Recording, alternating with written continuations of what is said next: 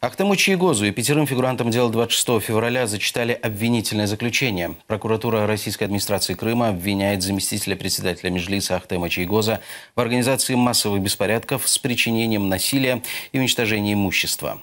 Другим инкриминируется участие в беспорядках. Суд объявил перерыв в заседании до 25 января.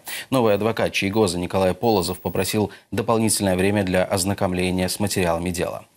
На заседании суд разрешил журналистам вести аудиозапись, однако запретил видео и фотофиксацию.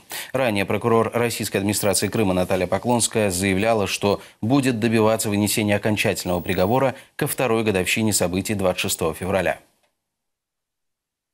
На мой взгляд, то, что озвучено, не соответствует действительности. Я познакомился с частью пока материалов уголовного дела, всего дела не видел. Но вместе с тем для меня совершенно очевидно, что подобный процесс, как и другие похожие процессы в Российской Федерации, безусловно, имеют политическую подоплеку в подавлении инакомыслия тех, кто не согласен с генеральной линией, которую продвигает российская власть, Кремль. Я думаю, что в ходе процесса мы увидим несостоятельность предъявленных обвинений.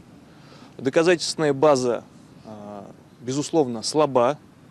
Не бывает так, что при, скажем так, столкновении двух антагонистических больших групп людей травмы и увечья получает только одна группа.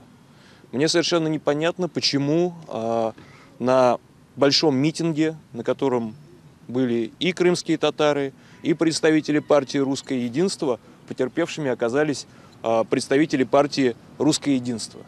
Я не верю, что у представителей партии «Русское единство» слабее кости, они более ломкие, или они люди не такие же, как крымские татары. Нет, это показывает как раз то, что обвинение сознательно подбирало факты, чтобы они укладывались в обвинительную фабулу. Это процесс над всем крымско-татарским народом, который не принял ту политику, которую навязала Москва. И я надеюсь, что в конечном счете, несмотря на то, что, по всей видимости, процесс предрешен, то есть решение заранее вынесено, в конечном счете и Ахтем Чийгоз, и другие будут свободны.